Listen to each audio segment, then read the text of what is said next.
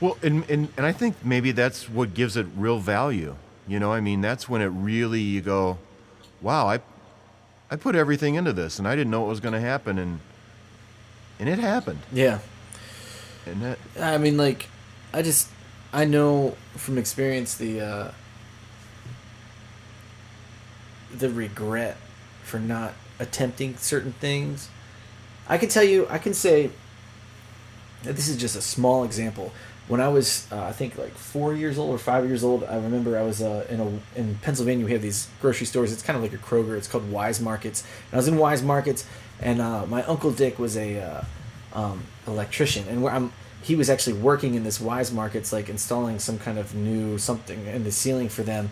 And I'm walking around with my mom, and all of a sudden, this bearded guy who, you know how you like when you're a kid, your uncle, you kind of know who he is, but you're not sure. He kind of like scares you a little bit, and you're like, he's fun and crazy, and like it. I'm reminded of this now because when I just saw my nephews a couple months ago, they're like, you know, what's your name again? And I'm like, I'm your uncle. I'm Uncle Luke. They're like, oh yeah, that's right. Like they barely knew who I am, but they love me. And so like that's how it was. I saw my uncle walking towards me. I'm like, man, that guy kind of looks like my uncle. And then this guy picks me up and spins me around. I'm like, oh my gosh, I was freaked out. So anyways, what happened was that he had like this lift. It was like an electronic lift that like lifts him up into the ceiling.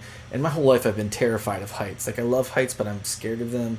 mm-hmm. And like there's like 8 of these electricians, and they're all working on the crew, and they're like, oh man, you want to go up on the lift? They want to like take me up, and I was too afraid. I was like, no, I can't. They're like, no, it's fun. And they tried to convince me for like 5 minutes, and I kept saying no, and so they didn't make me do it.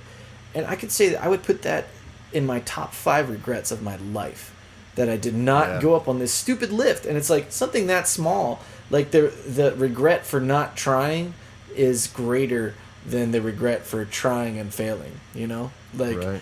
Yeah. if I would have fallen off it and broken my arm, that would have been a great story. And I would have gone up on the lift, you know what I mean? I'd be like, man, one time when I was a kid, I broke my arm, blah blah blah. And like, but it's, you know, I can't go back. I don't know. So I was the same thing. And I remember 6th, 7th grade, whole class went to roller rink. I would the only guy who didn't get on skates. what? Yeah, dude. I mean, I don't know if I was afraid of being uncool. I don't know if I was. I just never roller skated before, and I didn't think I could. So I was just. But little things like that. I am literally right now. I'm living that emotion. Right. Yeah.